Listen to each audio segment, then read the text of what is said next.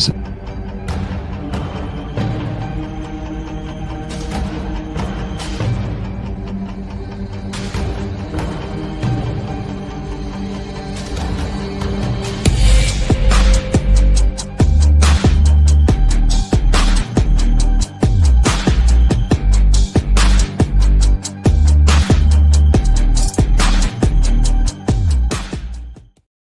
Thank you, we praise you, we love you, dear Father. Just continue to be with us throughout this message.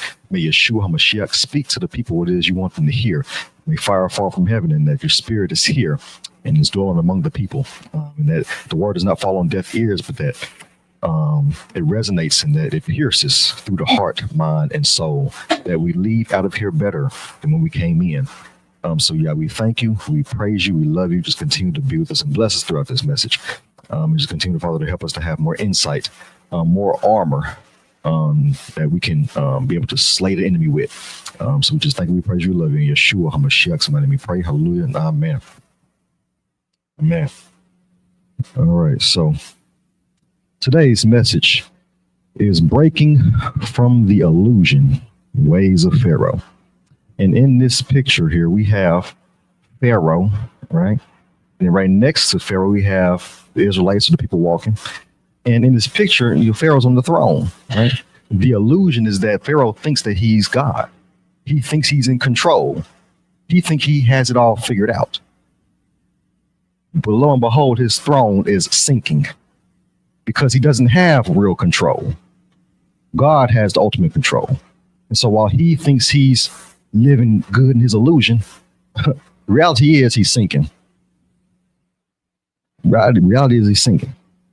And the children of Israel, when they cried out to get out of the illusion, to get out of the bondage, God heard that cry and he led them out. Right? So let us break through the illusion, right? Break through the false reality that we live in and yearn to live in truth, to have our eyes opened spiritually, have our eyes opened to see what true reality is. All right. So we're going to get into what the illusion is, right? And how we need to break out of the illusion. So next slide. So here we have a picture, and I will pose a question to all the audience. Just blurt out, what do you see? Duck, duck, duck. Okay. Everybody, consensus is it's a duck, right? Bird. Okay. So when you look this way, it's a bird, but focus on this part with the eyes and this part.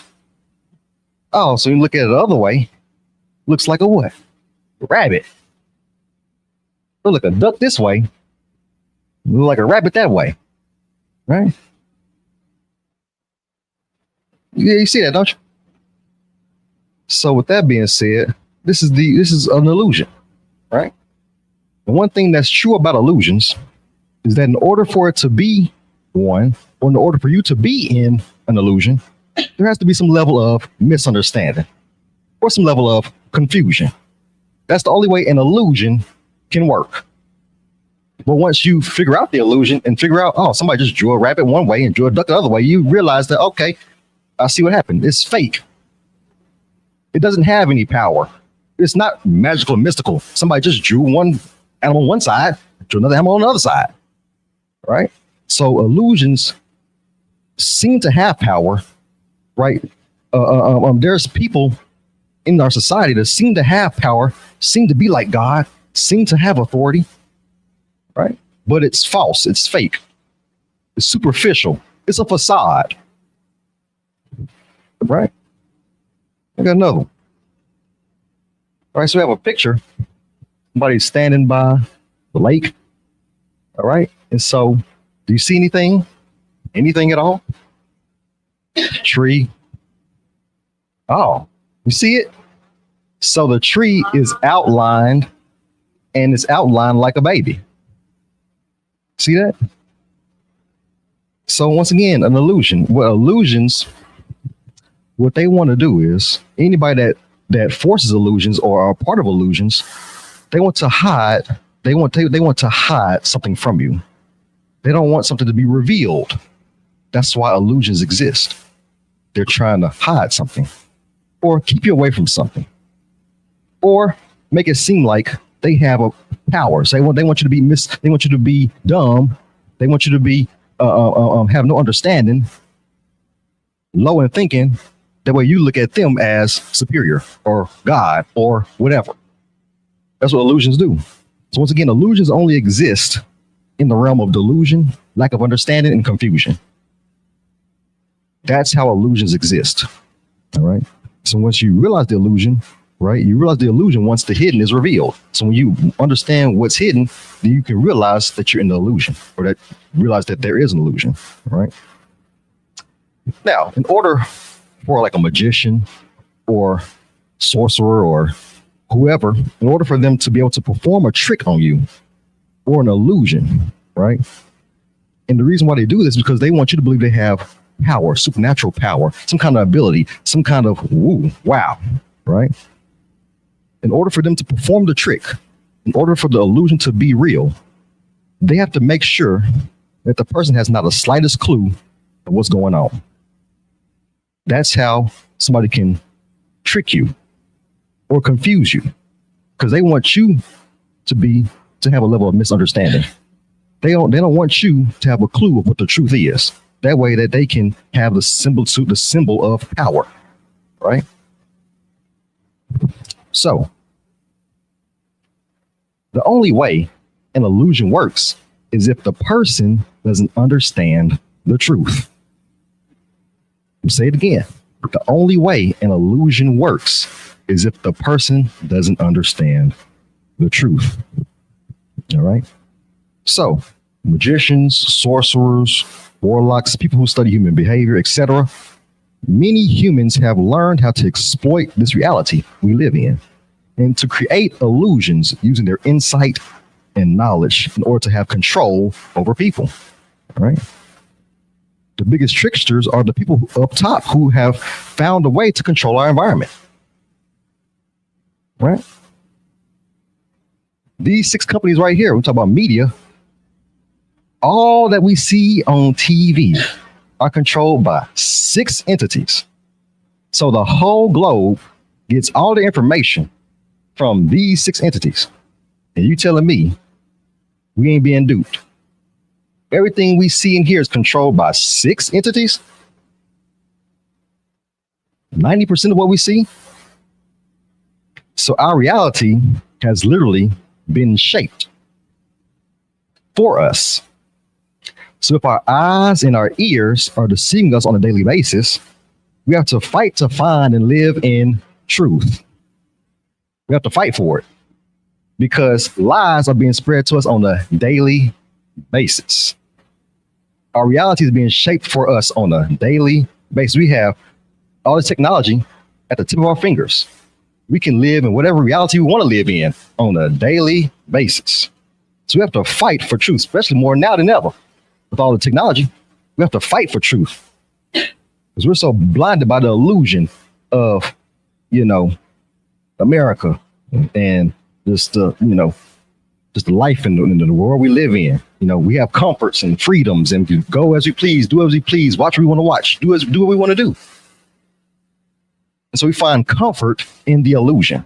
Even as people in truth, even as people with Torah, we find comfort in the illusion.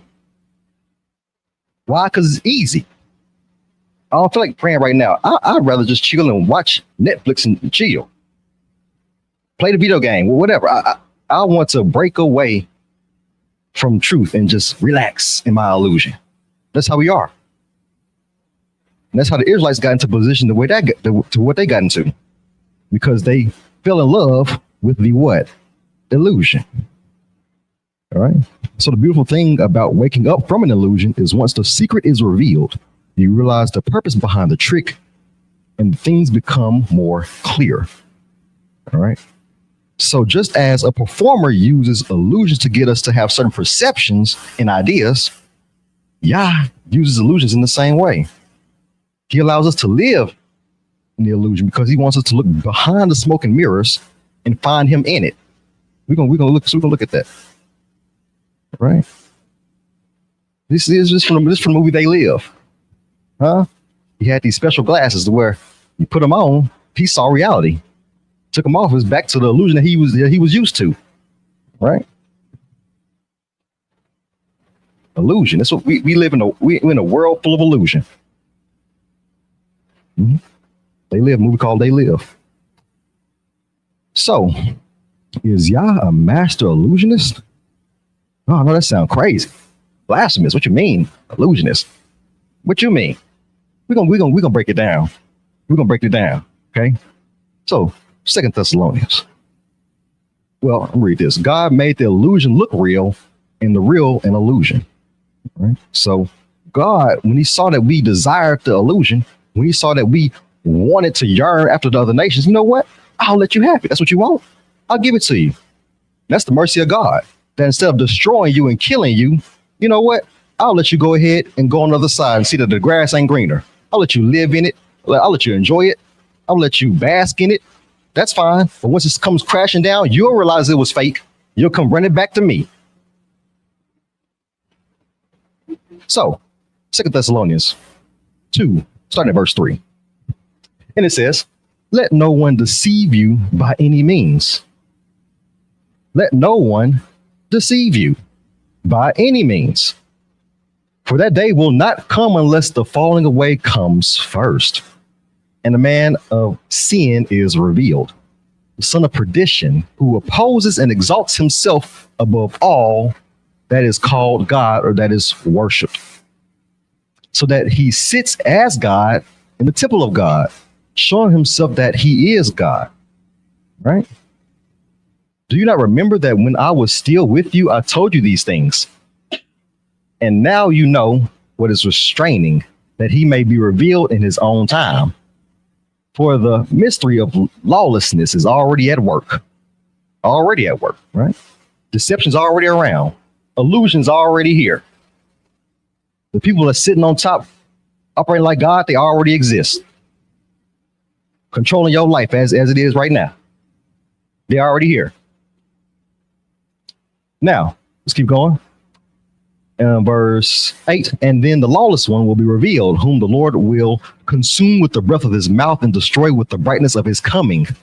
The coming of the lawless one is according to the work of Ashatan, with all power and signs and lying wonders, and with all unrighteous deception among those who perish.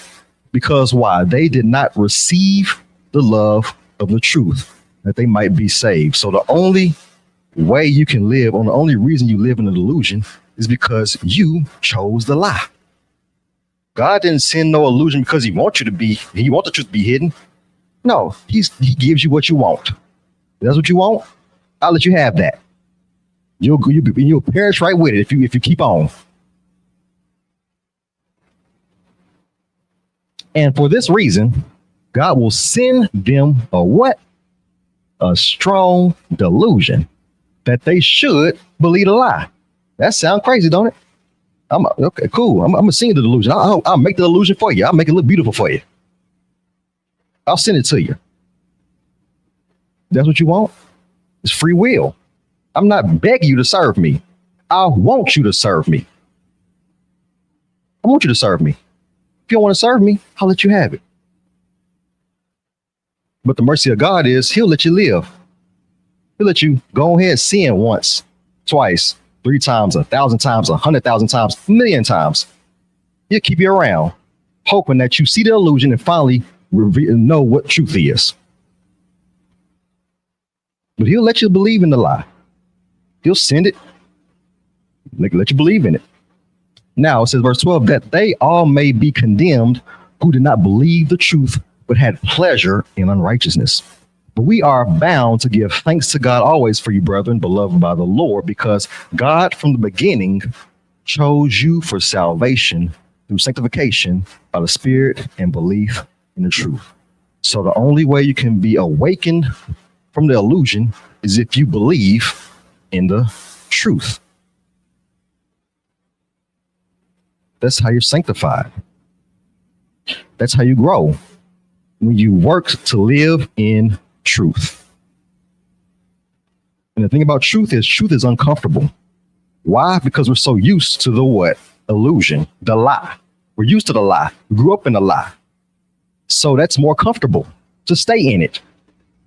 Because once the truth is revealed, it's a lot. It's a lot to take in. Right? It's a lot of flesh need to be shed. It's a lot of things you have to drop. So shoot, you know what? I'll just stay in my illusion. I don't want to drop nothing. I'll just stay right here. And that goes for people even in Torah.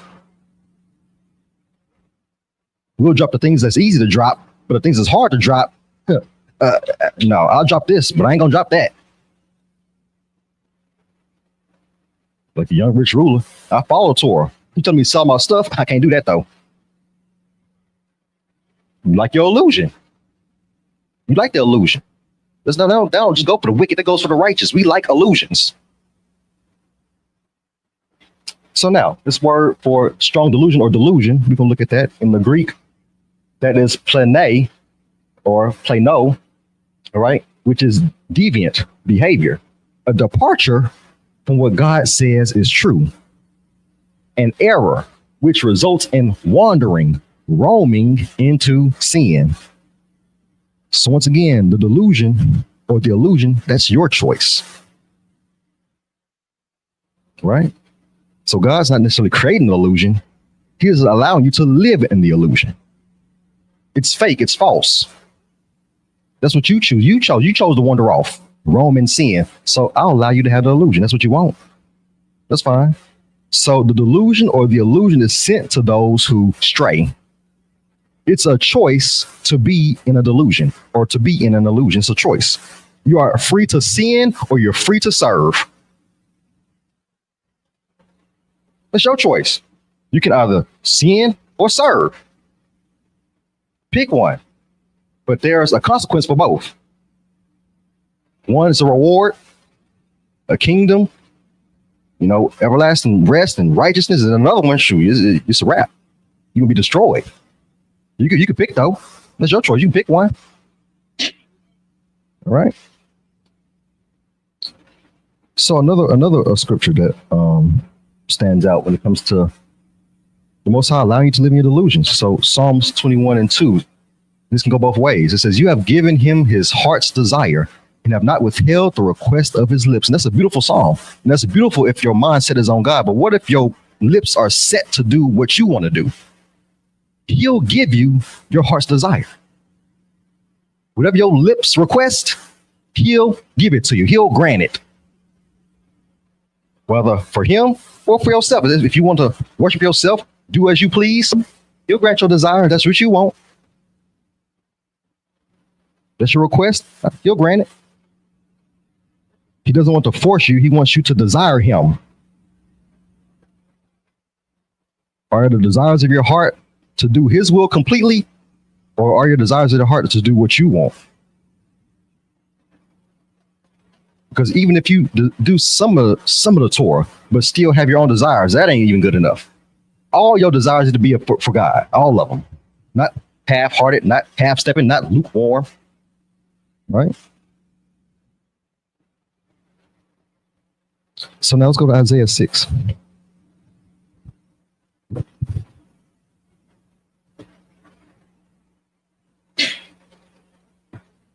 So Isaiah 6, I'm going to start in verse 9. Okay. And once again, it's,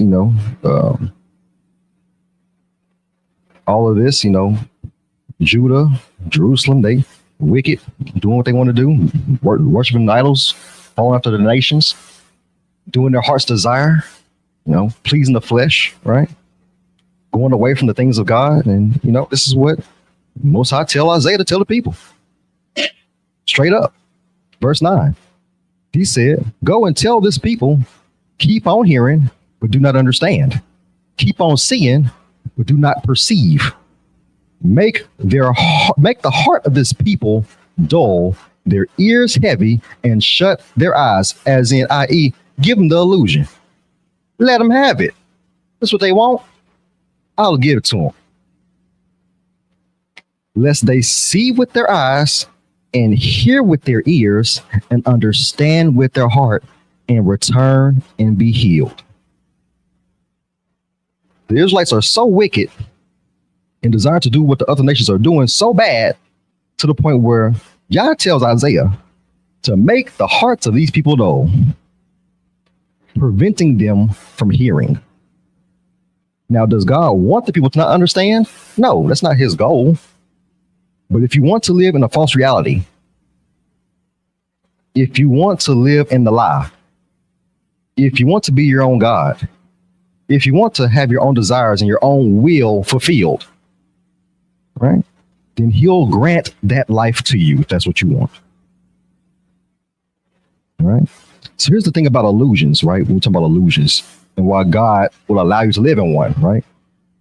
Illusions preserve free will and test the discernment and loyalty of a person. I'm saying it again. Illusions, right? Illusions preserve free will and they test the discernment and loyalty of a person. He wants his people to choose him in the midst of confusion.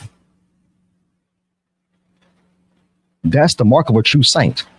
It's one thing to be an angel, and that's all I know is to be righteous, but it's another thing to fight through the confusion and serve him. That's a whole nother level of loyalty right there, where I can fight through the illusion and find God in it. That's why illusions exist. He wants to see who's really loyal. He wants to test to see who's gonna really serve me. Because the illusion is powerful. It looks powerful. Somebody can physically touch me. Shoot, that's just, that's like illusion to me. But you can't kill the flesh or the body and soul. So it's an illusion. Nobody has control. Nobody has control over you. You choose to serve God or you choose to serve sin. That's a choice. He's not forcing anyone to be a servant. He wants willing servants. Okay. So it's you. The illusion only exists because that's what you desire. That's what we desire. We love being lied to because the truth is stranger than fiction. We love being lied to. There's a lot I can get into, but it'd be too much. So now we're going to get into Pharaoh and his attitude and his behavior and the illusion that he was living in. All right, so let's go to we're gonna go to Exodus 7. I'm gonna look at this Exodus 7. All right. I'm gonna read 1 through 5. I'm gonna start in verse 1. I'm gonna slow roast this, okay? So Exodus 7. We're gonna start in verse 1. You know what? I'll read in the New King James Version first before So Exodus 7.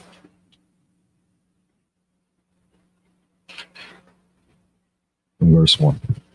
So this is a Sepharia.com. So what they did was they translated it straight from the Hebrew into English. And so Jews and a lot of rabbis came together and they compiled all of the old tradition and put it on this website. And so this translation comes straight from the Masoretic text or comes straight from the Hebrew.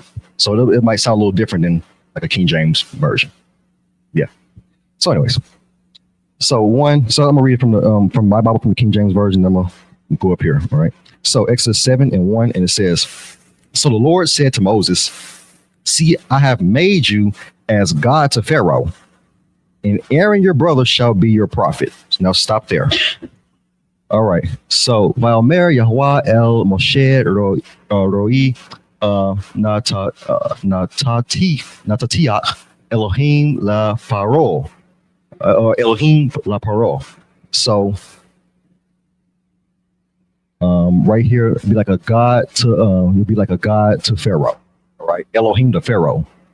Now when God is when we say Elohim, right, that is an indicator that God is a judge, right? He has authority. He's like a judge. He smacks down judgment. So he said that Moshe would be like a god to Pharaoh.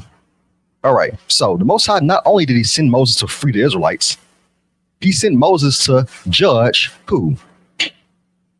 Pharaoh, Egypt, wicked, the illusion. I'm tearing the illusion, the fake, false reality down. He's there not only to free the people of Israel, he's also there to judge Pharaoh. Now, but before the judgment, Yah allowed Pharaoh and the people like him to enjoy the illusion that they were living in. I'm gonna say that again. Before he judged them, he allowed them to live in the illusion. All right. I'm gonna let you rule, reign, and chastise and act like you are God. I'll let you live all your lapping luxury. I'll let you live in it. But guess what? When your time expires, it's a wrap. It's up. So Moshe, right? He was sent not only to free the people, but to judge Pharaoh, right? And why is he judging Pharaoh? Let's look at Pharaoh's character.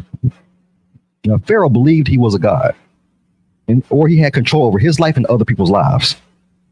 So people like Pharaoh make themselves the center of their own universe.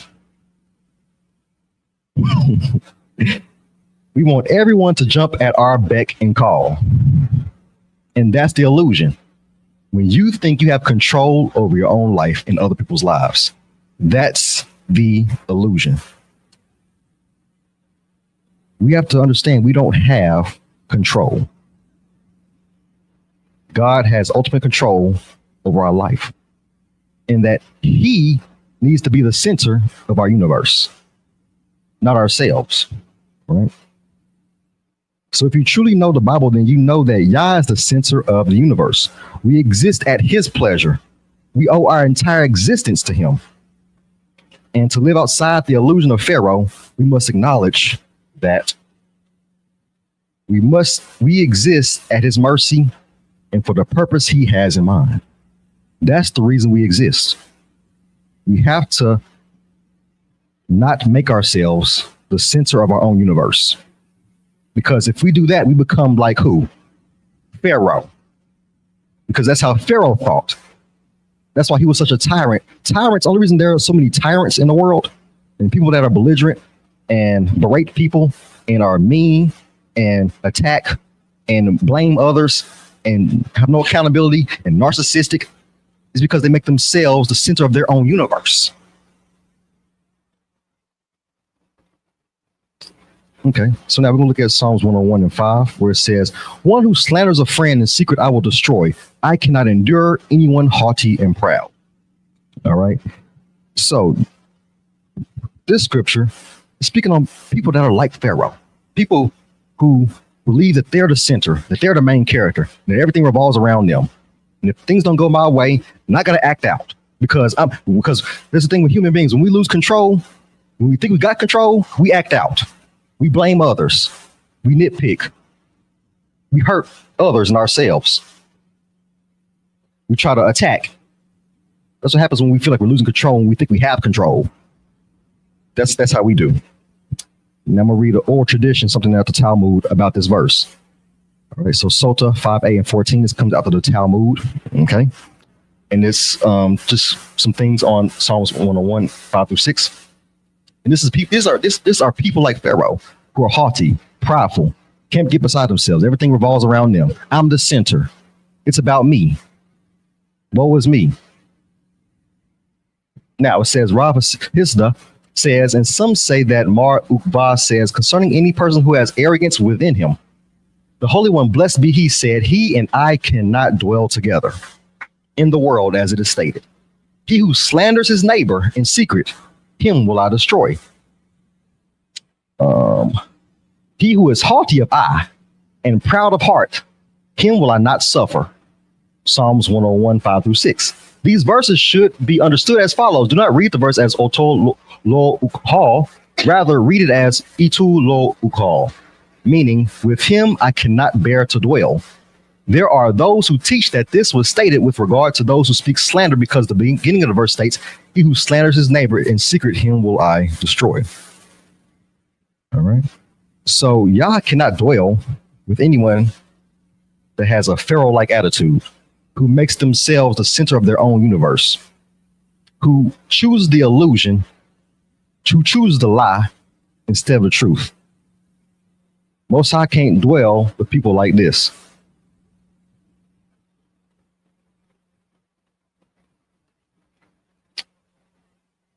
So I'm going to read this excerpt from Rabbi David Rosenberg and he was speaking on illusions and Pharaoh and just different insight in the oral tradition about people like Pharaoh and people who live in a lie, live in illusions, and how it talked about in this article how people who have the haughtiness and the slander and the oppressive nature of Pharaoh cannot bear seed that follows Torah. And so I'm gonna read this part of it, and it's gonna kind of bring home everything that we talk about here as far as the mindset of Pharaoh. Because I'm gonna explain it. Most of us have the mindset of Pharaoh. I know because we look at him, he's the wicked one, he's the bad one of the story. You know, I'm like Moses, I'm like David, I'm like Isaiah, I'm like Ezekiel, I'm like Enoch. Shut your mouth. Can't even tie their shoe. So I'm gonna read this. So it says, someone who places undue fear on others is fooling himself. He yells at others, they jump to his attention. Outwardly, he's a big shot. He has made it. People revere him. When he yells, they come running. But it is all an illusion. They really can't stand him. His power, wealth, temper causes them to obey his word, but in truth, he does not hold the regard in the slightest. There is no one lower in their eyes than their spoiled, loudmouth leader, boss, mama, daddy. Let's bring it on a lower level. We're talking about pharaohs, but let's talk about our household, how we treat our children, how we treat our husband, how we treat our wife. Not just up here, how we act in everyday life. Do we act like Pharaoh in our everyday life? When things don't go our way, we berate people. We berate our son, our daughter, because we feel like we're losing control. So I gotta kind of act out. I gotta yell. I gotta berate you, make you feel bad. This is how we act in our everyday life. We're a coworker with somebody that we just come across. All right. No doubt, deep down, he realizes this himself, yet he allows himself to be taken in by the illusion. He lives for outer appearances. He settles for the illusion of importance, knowing in his heart that in truth it is all a facade. Such a person will never be granted worthy children. There are two related reasons for this. Firstly, he has no real substance. He lives for illusions. Spiritually, children stem from the achievements of a person. They extend his reality. They perceive his qualities and abilities and develop them one step further. The ruler described above, by contrast, has no essence. He is wholly empty, lashing on to false mirages, and so provides no true basis for worthy descendants. So think about how you treat your wife, husband, daughter, son, mother, father, in-laws, co-workers, and anyone you come in contact with. Are you like Pharaoh, making everything about you at the expense of others? I don't care if so-and-so's well-being hurt. My feelings was hurt. Fighting evil for evil. Or just stuff ain't going right. So I just gotta kind of attack you because it ain't going right. So I'm gonna force you to go right. It's like, no, we can't force somebody to do nothing. You don't have control like you think you got control. So we can't have the mindset of Pharaoh. Because Pharaoh, even when he was spiraling, the plagues are coming back to back to back. He's still like, no, they're gonna work for me. I'm God, it's me. Show me all you want to show me. I ain't backing down. Are we like that? Do we rather have our will than God's will? Are we fighting against what he has for us? What he desire for us? He telling you to go this way, you praying this other way. He told you to go that way, but in your head, it's uncomfortable. I'm gonna keep praying and praying and praying until it's the other way. That's Pharaoh. You're going against the will and the desire of God. That's what Pharaoh does. That's what the people like Pharaoh. That's what a Pharaoh-like minded person does. Go against the desires and the will of God and rather live in their own illusions and their own false realities. I'm not just talking about kings and dignitaries. People do this on an everyday basis in their own household.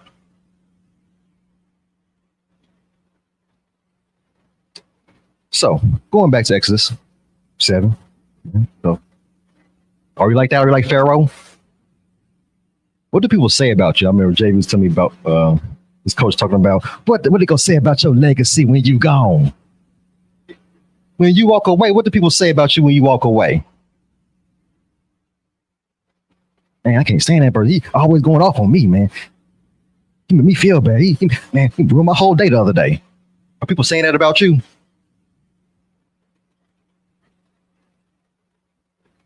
You gotta keep that in mind because we are human. You know, a lot of us sometimes we want to have control, and when things don't go our way, you know, we take it out on other people. We do it, but that's a Pharaoh-like mindset, right? That's a hard-hearted, stiff-necked mindset. So, what will people say about you when you're not around? How do you treat people? Do you care for the well-being of others? Do you put others above yourself? Do you put the cares of others above yourself? Right? These are all things we have to, ask ourselves. Now, back to Exodus 7. So now I'm going to read. Let me go back to verse 2. Let me go back to verse 2. All right. So verse 2, it says, I'll read it here. And you shall speak all that I command you, and Aaron your brother shall tell Pharaoh to send the children of Israel out of his land. Verse 3.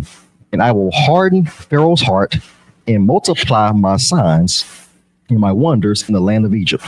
Oh, stop there.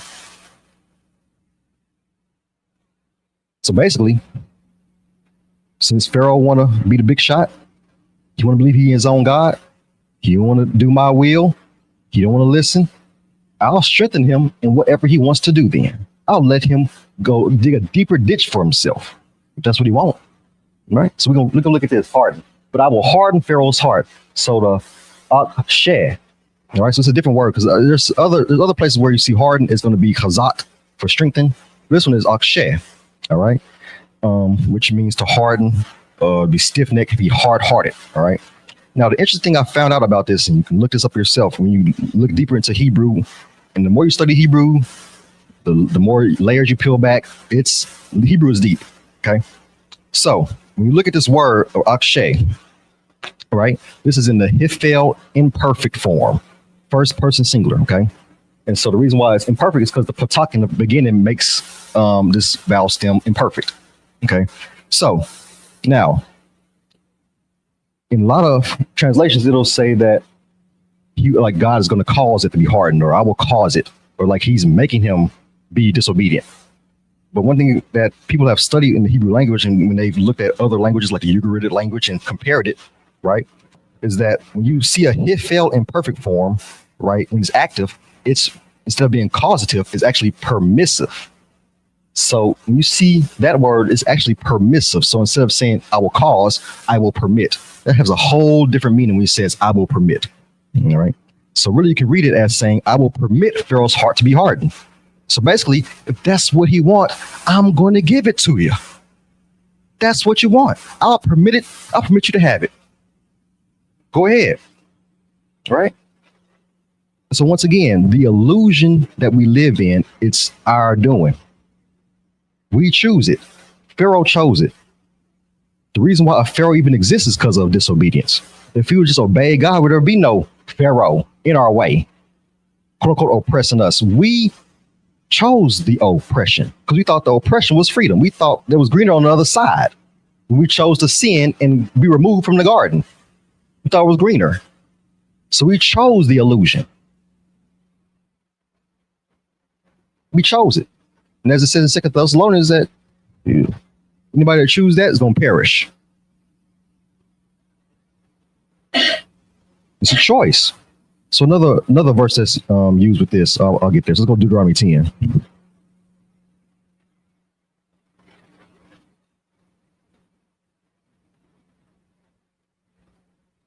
I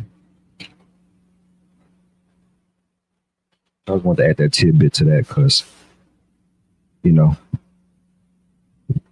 Most High is not hardening Pharaoh's heart as in saying, I'm going to make him sin. No, Pharaoh wants to sin. Pharaoh wants to live a lie. Pharaoh wants to think he's God. Pharaoh don't want to listen to God. He wants to do his own will. He's dead set on doing his own will. So people that are dead set on doing their own will, God will permit them to have their desire. All right, so Deuteronomy 10, I'm starting verse 12. The essence of Torah, right? This is the essence of Torah. In verse 12, it says, now Israel, what does the Lord your God require of you? But to fear the Lord your God, to walk in all his ways, and to love him, to serve the Lord your God with all your heart and with all your soul, and to keep the commandments of the Lord and the statutes which I command you today for your good. Right? So that's what the Lord requires. He requires for us to love him with all of our heart and to keep the commandments, to keep the word. That's what he wants out of us. Let's keep reading. Indeed, heaven and the highest heavens belong to the Lord your God, also the earth with all that is in it. The Lord delighted only in your fathers to love them, and he chose their descendants after them, you above all peoples as it is this day. Therefore, circumcise the foreskin of your heart, and we talked about that earlier, and be stiff-necked no longer. Right? So when we look at right here, Deuteronomy, the word for stiff-neck is the kasher, the hardening, right? The same word we saw in Exodus 7. So takshu, which is a variation of akshay that we just read for being stiff or being hardened, right? So to harden our hearts is to become stiff-necked. The word stiff-necked conveys an attitude of resisting teaching, instruction, and correction. So when they said God hardened the heart, it wasn't God's doing. Pharaoh chose that. And the people like Pharaoh choose that. When you resist teaching, when you resist correction, when you resist instruction, God will let you have whatever you wanted to have. And you'll perish right along with it. He'll let you have it. A stiff-necked person is a self-willed person who is not willing to listen to reason. That's what a stiff-necked person is. So it says right here, please obey me. And please, by the way, please be stiff-necked no longer. Please soften that heart, please. Soften it. Because if you still have a desire to do your own will, I can't get in there. I can't pierce through that. If your will that strong to do what you want to do, I can't pierce through that. I need you to love me with all your heart, not some of it, not half of it. Not even 75% of it. I need all of it. All right. Now, another one. Psalms 95 and 8. I'm going to read the whole thing. Let's go there. Psalms 95. We'll read that real quick. We almost done. Psalms 95. I'm going to start at verse 8. All right. So Psalm 95, starting at verse 8. Hallelujah. I'm here. All right. So Psalms 95 and 8, and it says, do not harden your hearts as in the rebellion, as in the day of the trial in the wilderness, when your fathers tested me. They tried me, though they saw my work.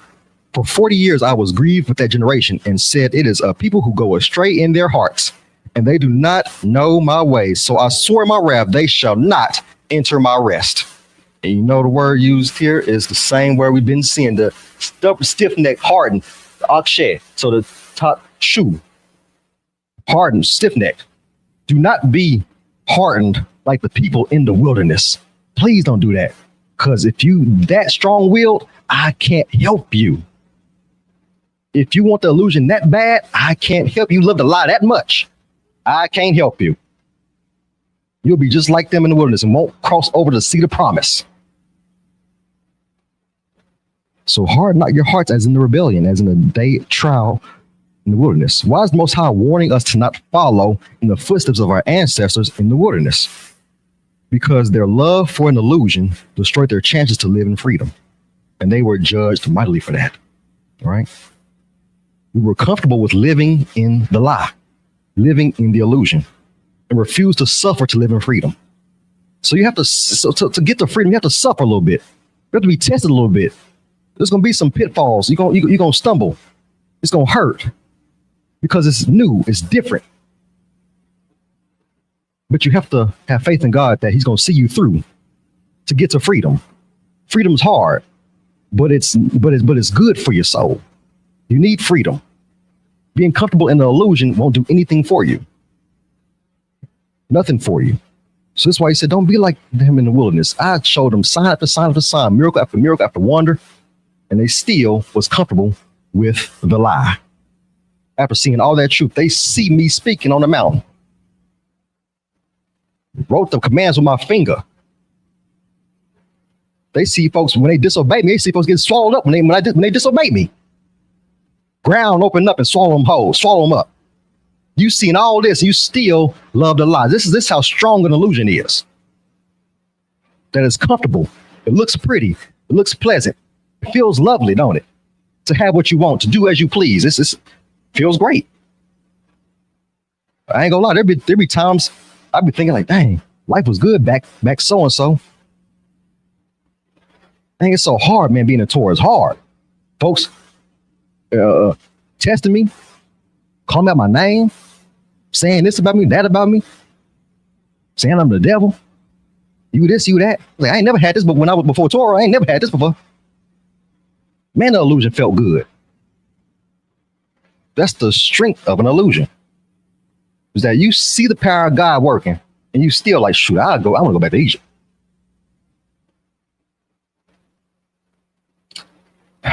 So let's keep going. So Exodus 7, I'm going to read verses 4 and 5 now. So I'm going to go back to Exodus 7. All right. Read verses 4 and 5. Let me get there. All right. So now, moving on to verse 4. All right, and it says, verse 3 and then going forward, and I will harden Pharaoh's heart and multiply my signs and my wonders in the land of Egypt, but Pharaoh will not heed you. He knows Pharaoh's desires are so strong to do his own will that God already know he ain't gonna hear what you got to say. He ain't gonna hear it. He ain't gonna hear it. But hey, go do it anyway. And this is why I want you to do it. This is why I want you to do this. This is why I'm gonna make the illusion strong. This is why I'm gonna sing the strong delusion. This is why I'm going to allow him to live in that. Why? Let's keep reading. So it says, but Pharaoh will not heed you, so that I may lay my hand on Egypt and bring my armies and my people, the children of Israel, out of the land of Egypt by great judgments. Why is he doing that? Verse 5, and the Egyptians shall know that I am the Lord when I stretch out my hand on Egypt and bring out the children of Israel from among them. And that's what it's all about. The illusion and allow you to dig a deep ditch for yourself is that when God shows up and crush what you believe is God and crush what you believe is true, you have no choice but to look at him and be like, man, what a mighty God. Man, Pharaoh was beating our tail up. He had all power and authority to do whatever he wanted to anybody, and God tore him down. Man, the children of Israel, man, I'm gonna follow you now, because clearly Pharaoh ain't about nothing. So why does Yah give illusions?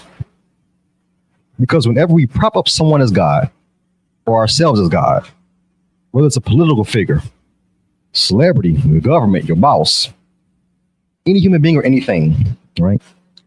We make that our reality. We believe that that's truth. We believe that we should look at that, right?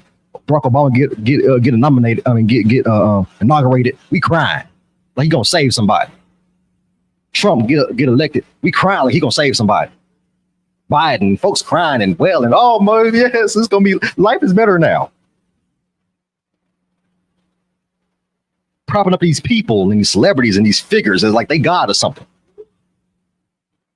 And we make that our reality. Even people of faith, Christians and Muslims and all these people that are supposed to be so religious, we looking at people to save us. Human beings that don't care about God. Looking at them to try to save us, right? So we believe our reality is controlled by the things that have no substance. That's how we are. We believe in this person. We believe in this party. We believe in this dignitary. We believe in this pastor. We believe in this whatever to save us or to work for us on our behalf, right? And when we think we got everything figured out, God comes out of nowhere and brings judgment. And then you quickly realize the things that you propped up was fake. That's why the illusion exists. He wants you to find the truth in the illusion. The things you see with your naked eye is fake. It's false. It's not reality. There's a whole other reality that's hidden that God wants to reveal to you if you desire truth. Right? So, we'll play it in a minute. So in closing, the physical world and all of the systems that are in place currently will be destroyed and replaced by a more spiritual world, right? The world that we can't see with our natural eyes, right? A world that can only be seen by people willing to wake up from the illusion, right? The deception and willing to live in a true reality, right? So God's gonna wake up the people who wants to live in truth. And truth is, we don't have control. Stop sabotaging yourself and others trying to play God. Don't cause drama because you don't get your way or because things are coming out of control. You had a whole plan set out that you had planned for yourself and it's falling and crumbling and crashing. Now you want to berate people or be like Pharaoh, right? Just continue to try to do your own desires and your own will. Don't be like that, right? Let God use you. Be obedient to what he's called you to and relinquish the control you think you have and allow God to take care of the rest. As long as you're obedient, he'll take care of the rest. You got to be obedient. He's going to set out the path for you. He called you before he called you in your mother's womb. He already had a purpose for you before you came. You didn't make yourself. So what makes you think you have your own plan set out? We change with the wind. One day I want to do this. Next day I want to do that. One day I want to do this. But you think your plan is solid more than God's plan. He had your whole life planned out. But you come into this fear, not from your own doing, you think your own plan is better than God's plan. And so Pharaoh and people like Pharaoh, right, lack patience, lack dignity, lack self-awareness, lack humility, lack trust, all because of their need to be in control. Wake up from the illusion. It's a lot more free on the other side. So now we're gonna look at this video real quick. I'm gonna end it with this. So this is an interview of a former Mossad agent, and Mossad, that is an intelligence agency in Israel. They're like the equivalent of the CIA, okay? And they're supposed to be doing the work for the society. They're supposed to be counteracting terrorism and making sure society is straight and making sure that they're, taking care of their society. Same thing with the CIA, FBI. They're supposed to be, quote unquote, doing good work, right? And so this former Mossad agent said something very eye-opening about the world we live in and how fake it is. Press play, see what he say.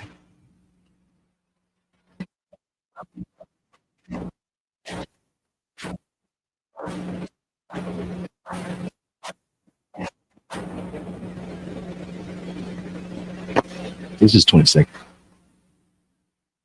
Real quick.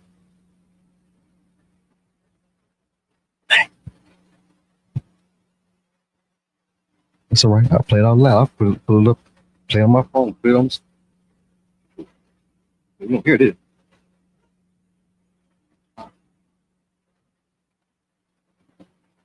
Here it is.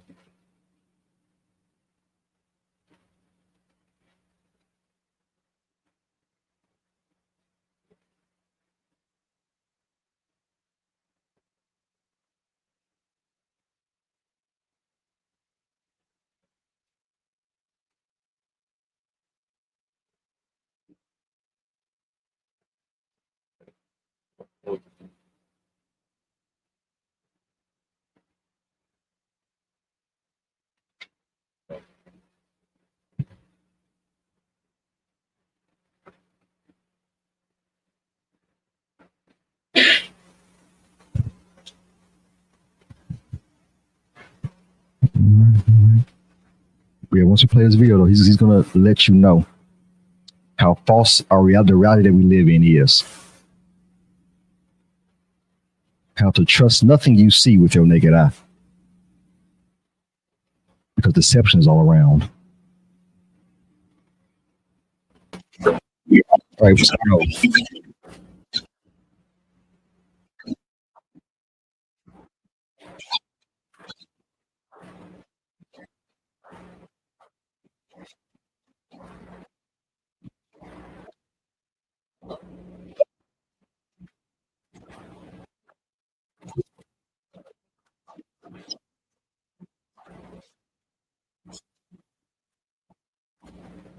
that's all you need to hear right there. Former Mossad agent. These people are supposed to be doing good work. This man then said, the world is our stage. We write the script. We have everything already planned out. Everything you see is false. The things he put in front of you is all fake. It's coming from a Mossad agent, right? And what we think we know about the Mossad, the CIA works with the Mossad. The US works with Israel. Let's just call it a spade a spade. They work together. And these people are telling you this is fake. Okay. Oh, man, wow. Okay. Anyways. And so there's even in the CIA, when you look in the documents of CIA, they have an operation called Operation Mockingbird. We're during the Cold War, right? They literally have it in their manuscripts how they used media to influence, right? And how they used it to make propaganda. That's in the CIA documents.